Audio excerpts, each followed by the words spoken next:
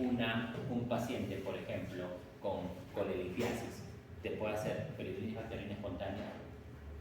No. ¿Okay? Así como te acuerdas cuando yo te decía, en hemoptisis en el Perú, ¿qué vas a pensar? Muy bien. En PBE, lo primero que vas a pensar es cirrosis. ¿Ya? Luego, puede estar esto acompañado o no de hipertensión portal y ascitis. ¿Por qué? Porque depende de la complicación de la cirrosis. ¿Ya? Y la cirrosis, mira, estamos hablando ahora de peritonitis, pero te acuerdas que en la clase pasada yo también te hablé de cirrosis específicamente para el tema de la HDA. ¿Te acuerdas? Ahora sí sabes lo que es HDA, ¿no? Sí. Listo. ¿Se acuerda, doctora, cuando hablamos de cirrosis que cursaba con HDA? ¿Cuál podría ser la causa? No. ¿Usted, doctor, se acuerda? Varices esofágicas. Y las varices esofágicas tienen que ver con hipertensión portal.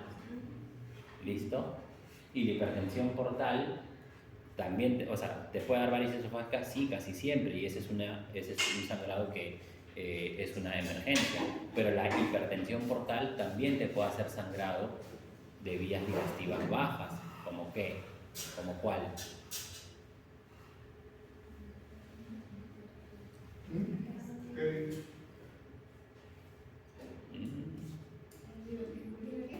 Qué buen examen van a dar.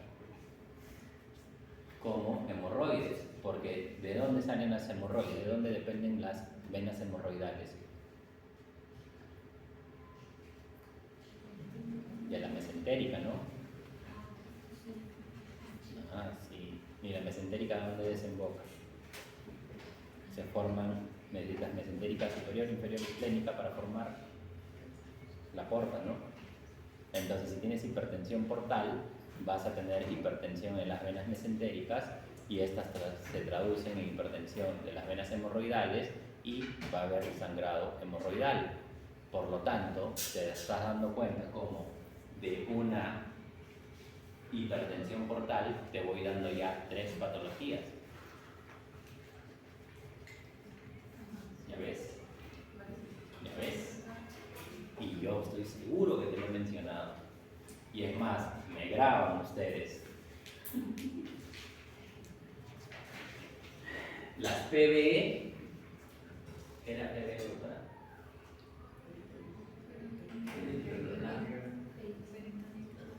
No lo sabe, doctora, ¿qué era PBE? Hay problemas a nivel del tálamo, ¿no? Sí, muy bien, doctora. Peritonitis bacteriana espontánea. ¿Ya? Entonces, las PBE, ya sabes que casi son exclusividad de la cirrosis y esto es importante. Monobacterianas. ¿Ok? Eso es importante. Entonces te das cuenta que al final no estoy tan loco, ¿no? Lo que te digo termina traduciéndose un poquito nada más. ¿Ya? Y casi siempre estas PBE son exclusividad de manejo. No te voy a pedir tratamiento porque tú todavía no estás para saber eso, ¿no?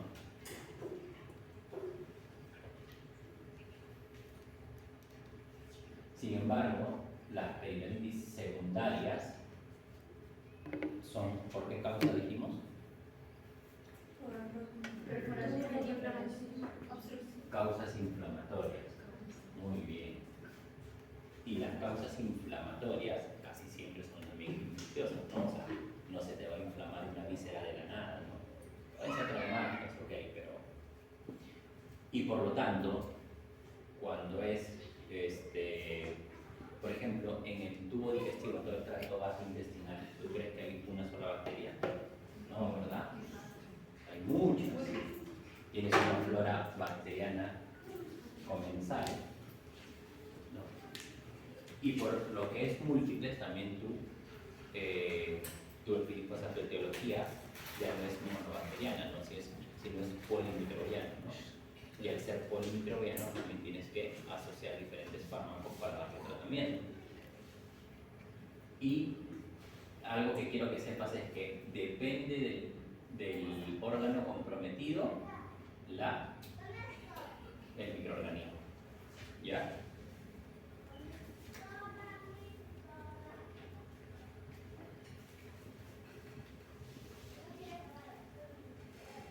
Manifestaciones clínicas. Siempre interrogar sobre la forma de comienzo. Para tu libro, si es una forma de inicio súbito, brusco, ¿en qué vas a pensar?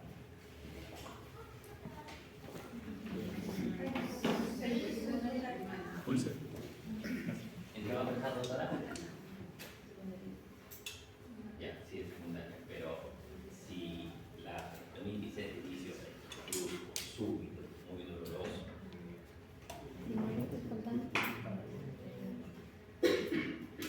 Apendicitis. perforación, ¿no? Perforación. Entonces, la ubicación también es importante, ¿no? Por eso se dice topografía abdominal.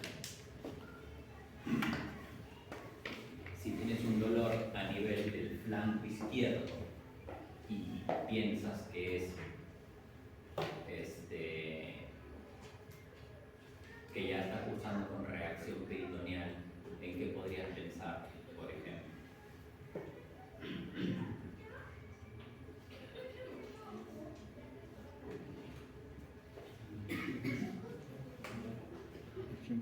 ¿Cómo dijo?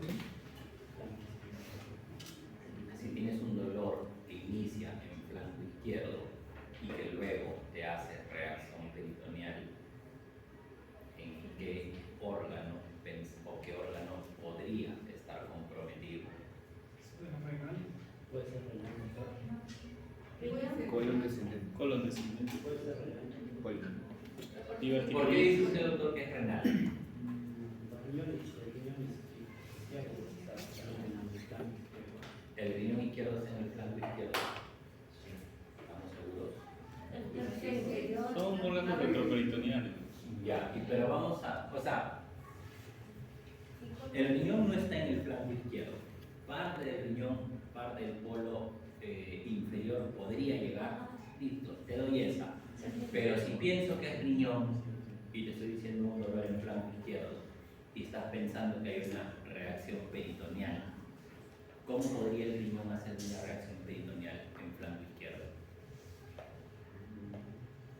No es imposible, solamente que vamos alejando un poco las causas. Colon descendente. Colon descendente, una diverticulitis. Colon descendente, una diverticulitis, es lo más probable. O sea, con esto no te estoy diciendo que, por ejemplo, alguien escuché que dijo que podría ser dolor esplénico. Podría ser, de repente tienes una esplenomegalia y, yo que sé, hay un infarto esplénico. Puede ser, pero no es lo más probable, ¿no? O sea, ahora, para pensar en una esplenomegalia, también te tendría que dar otros datos, también te tendría que decir que de repente el paciente cursa con hipertensión o con una anemia hemolítica, ¿no? Entonces te voy llenando de datos y listo, ok, digo, de acuerdo a esto, pues, pero está bien, o sea, la idea es que pensemos qué podría ser, ¿no? Ahora, en medicina, la medicina es probabilística, ¿no? O sea, nuevamente, si llega un paciente, tu sospecha diagnóstica orientada a probabilidad, o sea, ¿qué es lo más probable que él tenga? ¿No? No vas a pensar, por ejemplo, que tiene un cáncer por una tos, ¿no? O sea, ¿sí me entiendes, no? Una tos, lo más probable es que tenga una rinofaringitis, un ejemplo, ¿no? Asociada con gestión, ya. Pero vas a pensar que tiene cáncer, ¿no? Difícil, ¿no? Difícil. Sin embargo, sí podría ser. Pero lo que voy es que tu primera sospecha no va a ser que tiene un cáncer con el simple dato de una tos, ¿no? Entonces lo mismo, si te digo hay un dolor en flanco izquierdo y que te podría cursar con reacción peritoneal, no está mal pensar que puede ser por un tema renal, no está mal pensar que puede ser por un tema esplénico, pero lo adecuado sería pensar que tu primera sospecha sea colon, específicamente colon descendente. ¿Y qué patologías tenemos asociadas al colon descendente? Divertículos es una. ¿Qué otra cosa? NM también, ¿no? Entonces, la idea es esa. Está muy bien que participes, está muy bien que eches diagnóstico, porque no está mal, pero vamos a tratar de enfocarlo un poco a lo que es la parte probabilística, ¿ya? Ahora, con las peritonitis, esto también es importante. Mira, la fiebre se observa en el 80% de los pacientes. Y te acuerdas, en la parte de respiratorio, también la fiebre era un síntoma muy común de que de la cistitis en respiratorio, de la neumonía.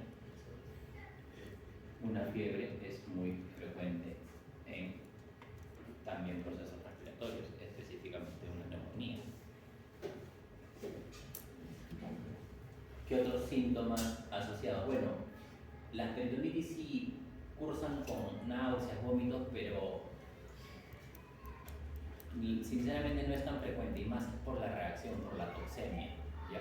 Porque te he dicho que la mayoría de peritonitis son secundarias, ¿no? Entonces, la causa de la náusea es más el tema séptico que en sí la peritonitis, ¿ya? Pero bueno, igual te lo pongo ahí para que sepas. Ahora, el dolor puede ser agudo y brusco, como en las perforaciones, eso ya te lo vengo repitiendo hace rato, ¿no? O también puede ser progresivo, como en las apendicitis o colecistitis. ¿Okay? Ya te he hecho una diapositiva de esto, creo que no necesito repetirla. Dolor visceral, dolor parietal y dolor referido, ¿ya? Causas de peritonitis, nuevamente, la mayoría de peritonitis son secundarias, y la mayoría de las secundarias son inflamatorias, ¿no? Y las inflamatorias cursan con infección.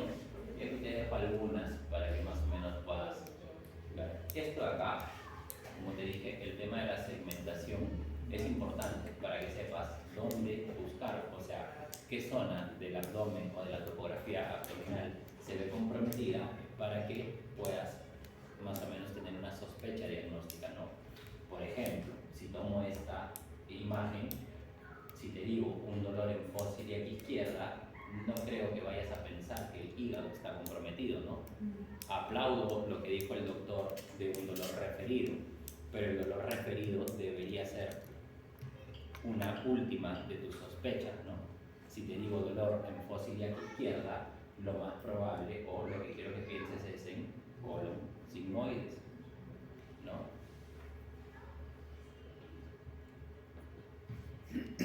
Y aquí nuevamente te pongo las etiologías más frecuentes del dolor abdominal según su localización. Entonces, cuadrante superior derecho o hipocondrio derecho, ¿no? Porque nuevamente aquí tu libro te lo está catalogando en cuadrantes. Sin embargo, creo que todos los que han ido a un hospital no hablamos de cuadrantes, ¿no? No hablamos de cuadrantes. Normalmente hablamos de epigastrio, mesogastrio, hipogastrio, ¿no? Hipocondrio, flanco, fosa. Entonces, pero no decimos cuadrante superior derecho, o sea, agarro el ombligo, pum, para acá. No, ¿ok? No hacemos eso. Entonces,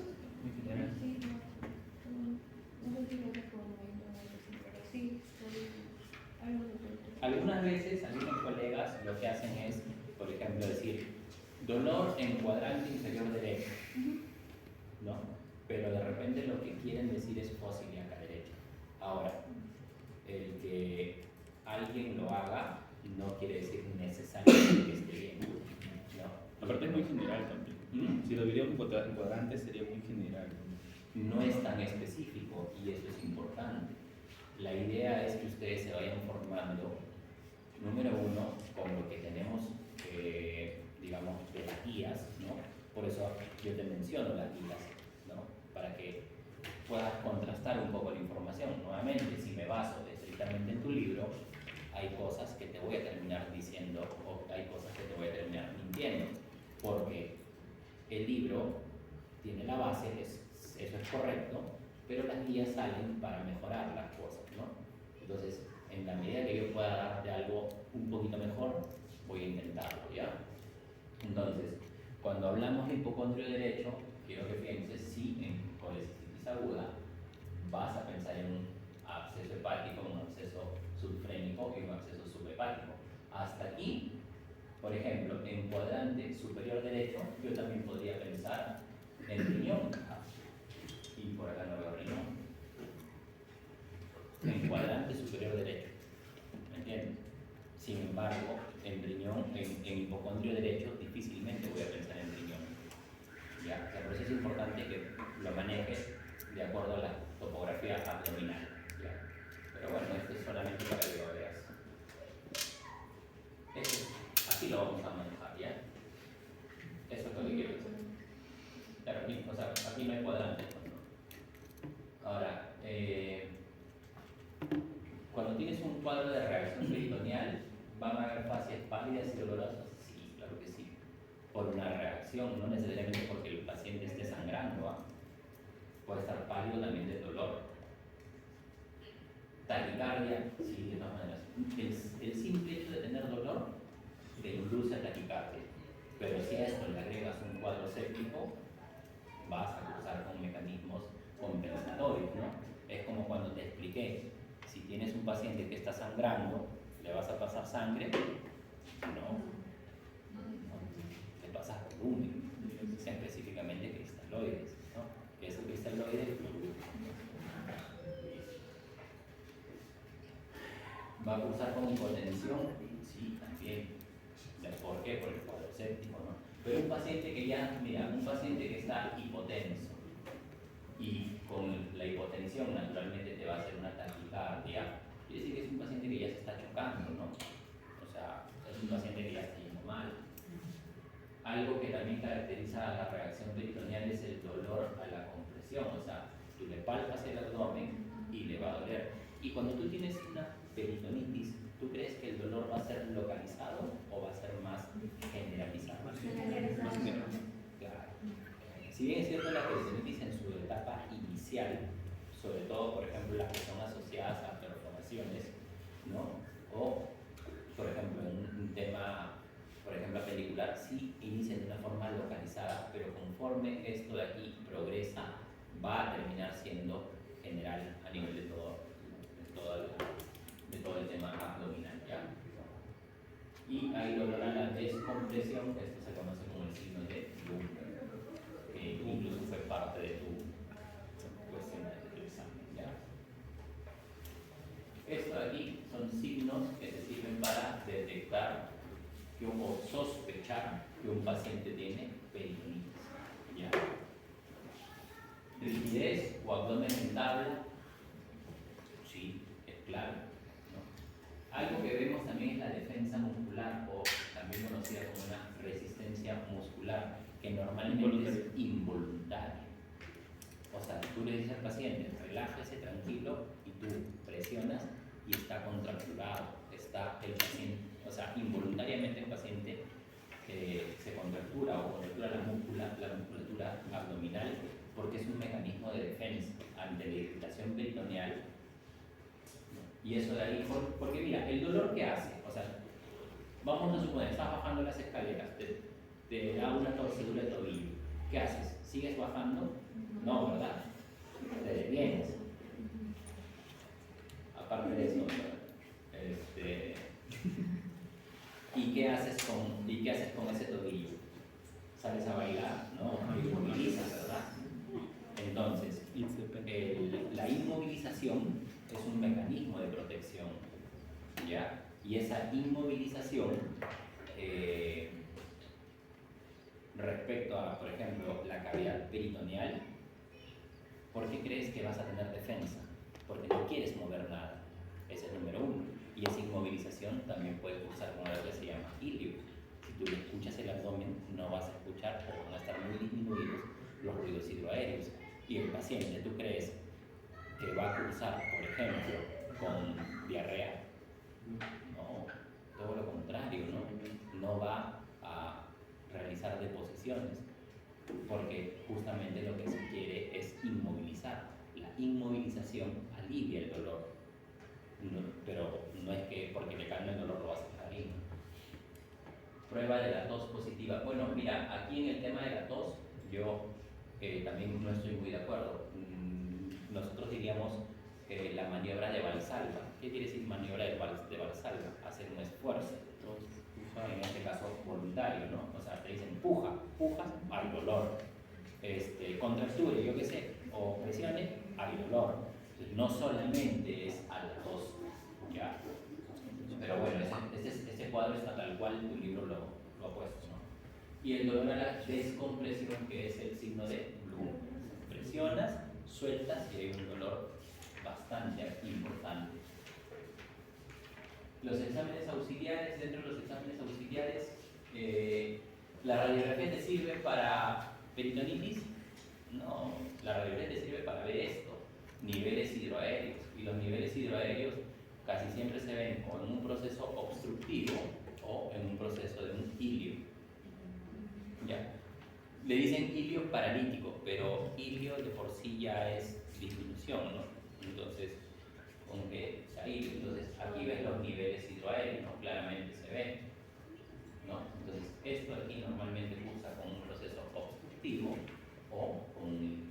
¿La ecografía te va a servir? La ecografía sí es un poco más específica, porque, por ejemplo, la ecografía, ¿qué te podría decir? ¿Qué datos crees que te podría aportar la ecografía?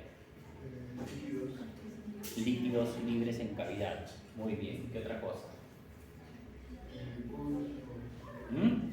Debido a la inflamación, paredes engrosadas. Perfecto. Paredes engrosadas del tracto o del tubo digestivo. ¿Qué más te puede dar la ecografía?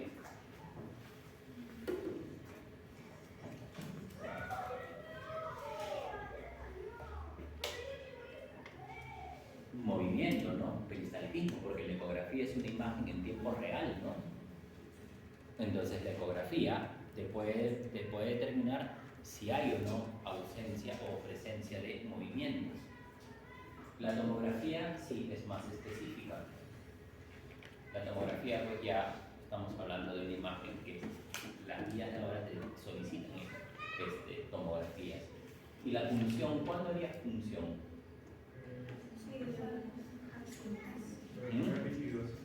Líquidos, sí. Sí, o sea, está bien que te hayas aprendido el tema de la ascitis, pero la ascitis, el líquido acítico no es el único líquido que vas a encontrar en una cavidad. ¿Ya? Puedes encontrar sangre, puedes encontrar pus, ¿no? Entonces, el líquido, o sea, tú harías una punción.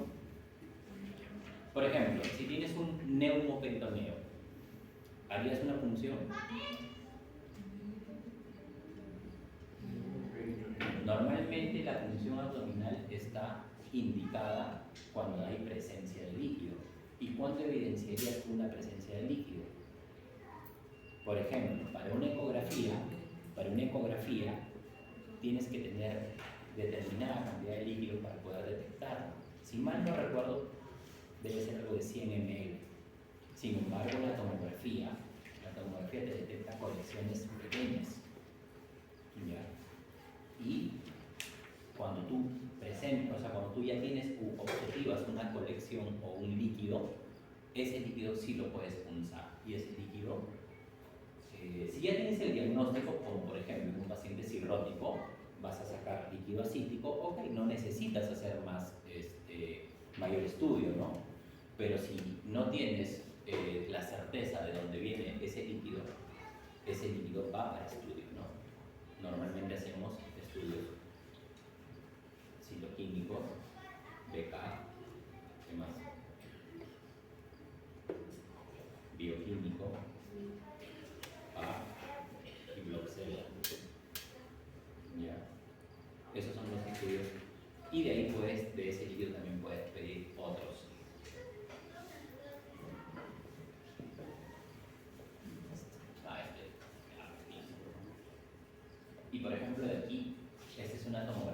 ¿Y esto de aquí qué crees que es? Claro, esto es un edema peripático, ¿no? Por eso te digo, la tomografía te permite visualizar cosas que de repente no vas a visualizar con una ecografía, ¿no? Listo, se acabó.